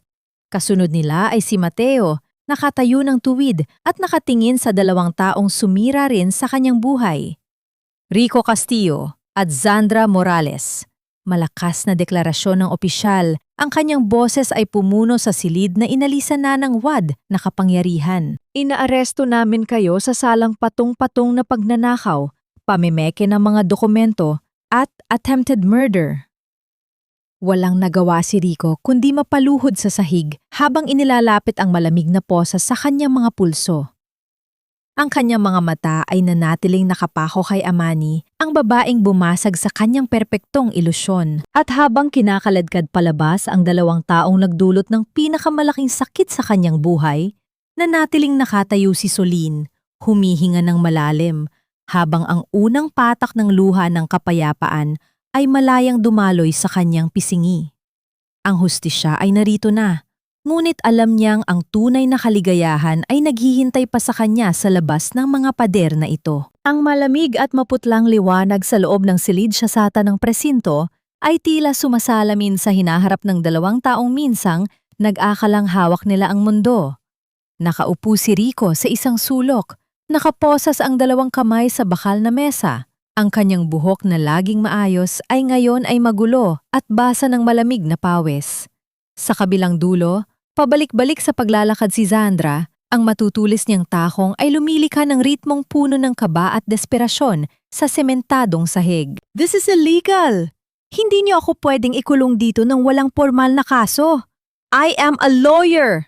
Sigaw ni Zandra sa pulis na nakatayo sa labas ng rehas. Ang kanyang boses ay nanginghinig sa pinaghalong galit at takot. Ngunit walang sinuman ang nakinig sa kanya. Ang kanyang titulo na ginamit niya upang mang-apak ng mga inosenteng tao ay nawala ng bisa sa loob ng 4 na sulok ng kulungan. Bumukas ang pinto ng silid at pumasok ang pinunong investigador na may dalang patong-patong na folder. Inilapag niya ito sa ibabaw ng mesa. Ang tunog ng makakapal na papel na tumama sa bakal ay nagpatahimik kay Zandra. Attorney Zandra Morales, mayroon kaming sapat na ebidensya mula sa mga bangko sa Cayman Islands at Switzerland. Nandito rin ang mga peking dokumentong pinirmahan mo gamit ang pangalan ng yumaong, o mas tamang sabihin, ang buhay na si Amani Vargas. At ang pinakamabigat ang testimonya ni Doña Almeda na nagtuturo sa inyong dalawa bilang mga utak sa likod ng pagtatangkang pagpatay. Mahinahong pahayag ng investigador. Nanlaki ang mga mata ni Zandra. Lumingon siya kay Rico. Umaasang ang lalaking pinag-alaya niya ng lahat ng kanyang talino at katawan ay ipagtatanggol siya. Ngunit, ang sunod na nangyari ay ang huling patalim na tuluyang bumasag sa kanyang ilusyon. Tumingala si Rico. Ang mga mata nito ay naghahanap ng awa mula sa investigador. Lahat ng yan, si Zandra ang gumawa. Nanginginig na wika ni Rico. Ang bawat salita ay isang mabilis na paghuhugas kamay. Ako ang asawa, oo, pero siya ang legal. Si Zandra ang nagmanipula sa lahat. Siya ang abogado ng pamilya. Siya ang may hawak ng mga accounts. Ako? Sinunod ko lang ang lahat ng sinabi niya dahil mahal ko siya. Zandra, sabihin mo ang totoo. Ikaw ang nagtulak sa akin na gawin ang lahat ng ito. Ang mga salitang binitawan ni Rico ay parang isang matalim na balisong na direktang tumarak sa puso ni Zandra. Napahinto ang babae sa paglalakad.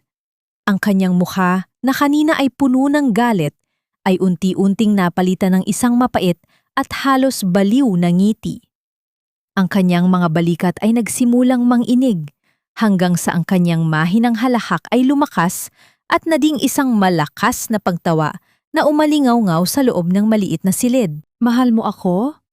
Tanong ni Zandra habang humaharap kay Rico. Ang kanyang mga mata ay nanlilisik sa matinding puot.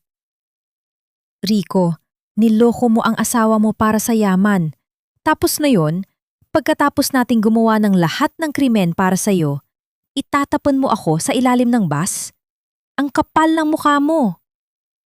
Dahan-dahang naglakad si Zandra patungo sa lalaki. Bawat hakbang niya ay puno ng banta. Sinunod mo ako dahil gusto mo rin naman ang yaman.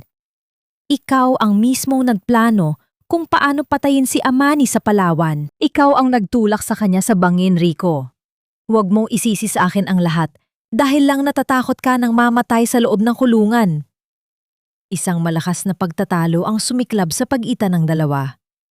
Ang pagmamahalan nilang nabuo sa ibabaw ng kasinungalingan ay nagkawatak-watak sa loob lamang ng ilang minuto. Ang mga lihim na dapat ay baonan nila hanggang hukay ay dahan-dahang lumalabas sa gitna ng kanilang pagtuturuan. Ang mga pulis sa labas ay nanonood lamang ng may pandidire, habang ang investigador ay tahimik na kumukuha ng mga karagdagang pahayag. Hindi nang tagal, bumukas ang pinto at pumasok si Solin kasama si Mateo. Ang kanilang presensya ay nagdulot ng biglaang katahimikan sa silid. Tumigil si Zandra sa paglalakad. Ang kanyang tingin ay napako kay Solin, ang babaeng binuo muli ng hustisya. Ang mga mata ni Zandra ay unti-unting lumabo habang nilalamon siya ng pagsisisi at ng katotohanang wala na siyang paraan para makatakas. Amani, bulong ni Zandra. Ang kanyang boses ay basag at mahina. Wala na si Amani, Zandra. Malamig na tugon ni Solin habang lumalapit sa mesa. Ang taong nasa harap mo ngayon ay ang babaeng tinangka ninyong patayin. Ngunit nabuhay upang makita ang inyong pagbagsak. Inilabas ni Solin ang isang kopya ng kasunduan na nilagdaan ni Doña Almeda. Sinabi na ng nanay ni Rico ang lahat. Ang pag-amin niya ay sapat na upang hindi na ninyo kailangan pang magsisihan. Pareho kayong mananagot sa batas. Lumingon si Zandra kay Rico ng huling pagkakataon. Akala ko tayo ang magwawagi. Akala ko, ang talino ko ang magliligtas sa atin. Walang kaligtasan sa kasinungalingan, Zandra. Sagot ni Solin bago tuluyang tumalikod. Nang palabas na sila ng silid, narinig nila ang isang malakas na kalabog. Si Rico, napilit na inaatake si Zandra sa gitna ng kanilang desperasyon habang ang mga opisyal ay mabilis na pumasok upang awatin sila. Ang kanilang pagmamahalan na nagsimula sa pagtataksil ay nagtapos sa isang madugong labanan sa loob ng isang rehas na bakal. Paglabas ni Solin sa presinto, sinalubong siya ng mahangin na gabi. Ang bawat paghinga niya ay magaan, malinis, at puno ng kapayapaan. Tumingala siya sa madilim na kalangitan. Ang karma ni Zandra at Rico ay hindi na lamang isang ideya. Ito ay isang realidad na nangyayari na sa harap ng kanyang mga mata. Ngunit habang naglalakad siya patungo sa kotseng naghihintay, hindi niya magawang nuumiti ng buo. Sa likod ng kanyang isipan, ang mukha ni Lucas, ang kanyang anak na naghihintay sa isang ampunan, ang patuloy na nagpapaalala sa kanya na ang tunay na tagumpay ay hindi ang pagpaparusa sa kanyang mga kaaway, kundi ang araw na magiging ligtas na silang magkakasama. Malapit na, anak, bulong niya sa sarili, habang ang mga bituin sa itaas ay tila nagniningning bilang saksi sa kanyang huling hakbang patungo sa kalayaan. Ang umaga sa ampunan ay laging puno ng ingay ng mga batang masayang nagtatakbuhan sa damuhan. Ngunit para kay Soline, ang mundong ito ay tila tumigil sa pang-ikot nang mamataang niya ang isang maliit na figura na nakaupo sa ilalim ng malaking puno ng nara. Si Lucas, ang kanyang anak.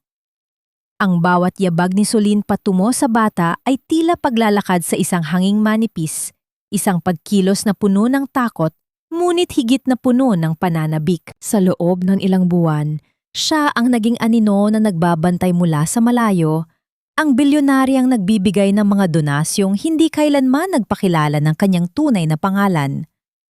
Ngunit ngayong, wala na sa kanyang landa sina Rico at Zandra. Ang mga tanikala ng nakaraan ay tuluyan ng naputol. Lucas, tawag niya. Ang kanyang tinig ay nanginginid ngunit puno ng pagmamahal. Dahan-dahang lumingon ang bata. Ang kanyang malalaking mata ay nakatingin sa babaeng nakatayo sa harap niya. Ang babaeng nagdadala ng amoy ng dagat at ng isang kakaibang init na hindi pa nito nararamdaman sa kanyang buong buhay. Inilapag ni Lucas ang kanyang laruan at dahan-dahang tumayo. "Sino po kayo?" tanong ng bata. Ang boses ay inosente at puno ng pagtataka. Hindi napigilan ni Soline ang pagbagsak ng kanyang mga luha. Ang bawat patak ay nagsisilbing paghilom ng sugat na matagal niyang kinimkim. Lumuhod siya upang magkapantay sila ng tingin. Hindi inaalala ang mamahaling tela ng kanyang puting pantalon na nadumihan ng damo. "Ako si Mama," sagot niya. Ang mga salitang matagal na niyang inipon sa kanyang dibdib ay sa wakas ay naging malaya na. "Lucas, ako ang iyong mama." Sa unang pagkakataon, ang mga kamay ni Soline ay dumampi sa pisngi ng kanyang anak.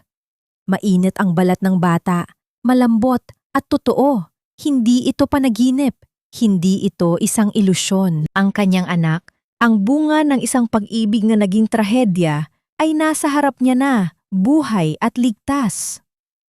"Mama?" ulit ni Lucas, tila sinusubukan kung paano bigkasin ang salitang matagal na niyang hinahanap. Maya-maya, isang maliit na ngiti ang sumilay sa kanyang labi bago siya tuluyang lumapit at yumakap sa leeg ni Soline.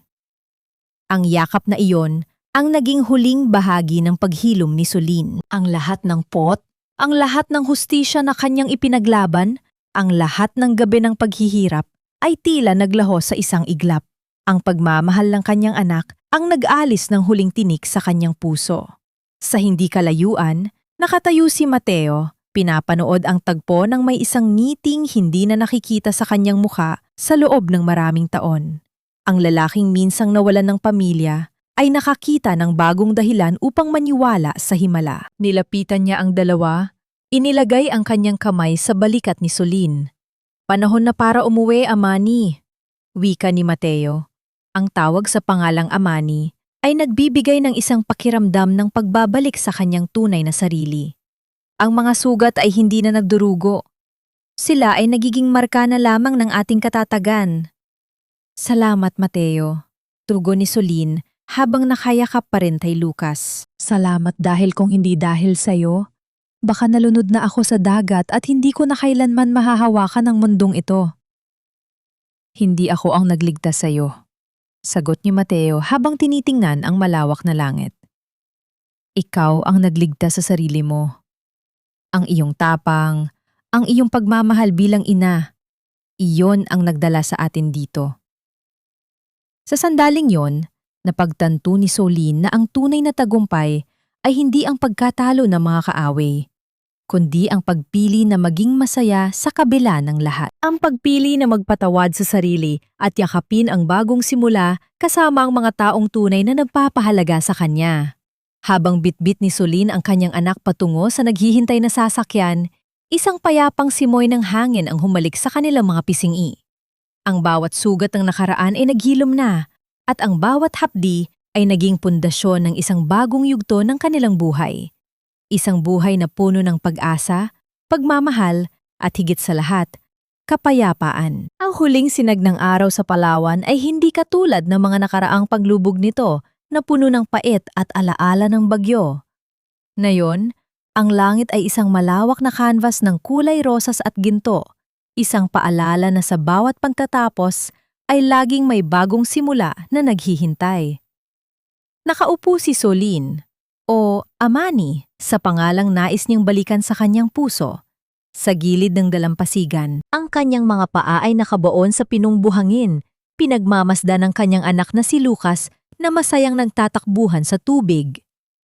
Sa bawat paghampas ng alon sa pampang, tila may isang lihim na mensahe ng kapatawaran na ibinubulong ang karagatan. Ang nakaraan ay nabaon na, at ang kasalukuyan ay sayo na. Sa kanyang tabi, tahimik na nakaupo si Mateo. Hindi na siya ang lalaking puno ng pait at paghihigante. Ang kanyang mga mata ay puno na ngayon ng pag-asa.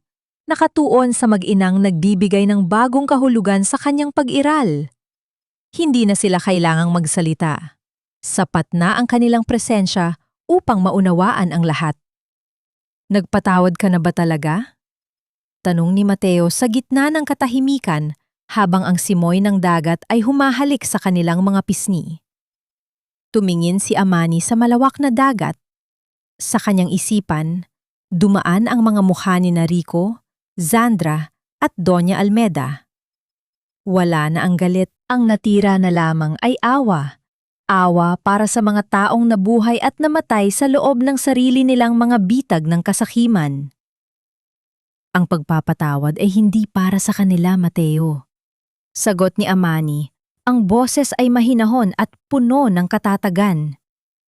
Ang pagpapatawad ay para sa akin. Para sa kapayapaan ng aking puso. Hindi ko sila kailangang palayain. Kailangan ko lang palayain ang sarili ko mula sa pot na nagpabigat sa akin sa loob ng 5 mahabang taon. Ang kanilang buhay sa isla ay naging patunay na ang tunay na yaman ay hindi nasusukat sa mga resort o sa dami ng pera sa bangko. Ito ay nasusukat sa bawat pagkakataon na nakikita mo ang iyong anak na ngumingiti. Sa bawat pagkakataon na nakahiga ka sa gabi nang walang takot sa iyong isipan. At sa bawat paggising mo na alam mong ikaw ay malaya. Ang Amani Foundation, ang pundasyong itinatag niya para sa mga inang biktima ng pang-aabuso, ay patuloy na lumalago. Ang kanyang kwento, ang kwento ng isang babaeng tinulak sa kamatayan, ngunit bumangon bilang isang bagyo, ay naging inspirasyon sa marami. Hindi siya nagtago sa anino ng kanyang pait. Ginamit niya ang kanyang mga sugat upang maging ilaw sa iba. Mama! Papa Mateo! Hali kayo! Sigaw ni Lucas mula sa malayo. Ang kanyang munting boses ay umaalingaw-ngaw sa buong dalampasigan. Sabay na tumayo sina Amani at Mateo. Sa kanilang paglakad patungo sa bata, ramdam nila ang pagkakabuo ng isang pamilyang hindi man nanggaling sa iisang dugo, ay pinagbuklod naman ng mga sugat na naghilom sa pag-ibig. Ang aral ng kanyang kwento ay simple. Ang buhay ay hindi laging patas. Minsan, tayo ay tinutulak sa kailaliman ng dagat, ngunit laging may paraan upang lumutang at muling huminga. Ang paghihiganti ay isang lason na walang pinipiling bibiktimahin, ngunit ang pagpapatawad, ang tunay na pagpapatawad, ay ang tanging gamot na makapagpapalaya sa isang inaliping kaluluwa. Habang hinihila ni Lucas ang kanilang mga kamay upang maglakad patungo sa bahay na puno ng liwanag at tawa, lumingon si Amani sa dagat sa huling pagkakataon. Ang alon ay hindi na isang kaaway. Ito ay naging saksi sa isang buhay na wagas, isang pusong marunong magmahal muli, at isang kinabukasan na walang halong takot. Tapos na ang bagyo. Nagsimula na ang bukang liwayway. At sa ilalim ng maliwanag na buwan, ang bawat pintig ng kanilang mga puso ay nagsasabing, sa wakas, nandito na tayo sa tahanan. Sa ilalim ng maliwanag na buwan, ang bawat pintig ng kanilang mga puso ay nagsasabing, sa wakas, nandito na tayo sa tahanan. Mula sa kaibuturan ng aking puso, nais ko kayong pasalamatan dahil sinamahan ninyo ako sa paglalakbay na ito mula sa unang kabanata hanggang sa huling pahina. Ang pagsulat ng kwento ni Amani ay hindi naging madali. May mga gabi na tila pasan ko rin ang bawat hapdi na kanyang naramdaman. Lalo na noong sandaling kailangan niyang bitawan ang lahat ng alaala ng kanyang nakaraan. Ang bawat salitang isinulat ko ay nanggaling sa isang bahagi ng aking sarili na naniwalang kahit gaano kadilim ang gabi, laging may liwanag na naghihintay sa pagdating ng bukang liwayway. Ang kwentong ito ay hindi lamang katang-isip. Ito ay hango sa mga totoong sugat, sa mga totoong pagbangon, at sa walang hanggang pag-asa na ang pagmamahal at pagpapatawad ang siyang tunay na susi sa ating kalayaan. Tulad ng isang maliit na binhi na tumutubo sa gitna ng semento, ang ating pagkatao ay may kakayahang bumangon kahit sa pinakamabigat na dagok ng buhay. Habang tinatapos natin ang yugtong ito, hindi ko mapigil ang magtanong sa inyo, sa kabila ng lahat ng sakit na dinanas ni Amani, tama ba ang kanyang desisyon na patawarin ang kanyang sarili at ang mundo? Sa iyong palagay, kung ikaw ang nasa kanyang kalagayan, kaya mo rin bang magpatawad ng buong puso? O ang hustisya ang mananatiling tanging luna sa sugat ng nakaraan? Nais ko sanang malaman ang inyong saloobin. Iwanan ninyo ang inyong mga komento at ibahagi ang inyong mga karanasan. Kung ang kwentong ito ay nagbigay sa inyo ng lakas, o kung may napulot tayong aral, huwag ninyong kalimutang i-like at i-share ang video na ito upang mas marami pa ang mabigyan ng pag-asa. Maraming salamat sa inyong pakikinig at sana ay manatiling buhay ang pag-asa sa inyong mga puso. Hanggang sa muli nating pagkikita sa susunod na kwento.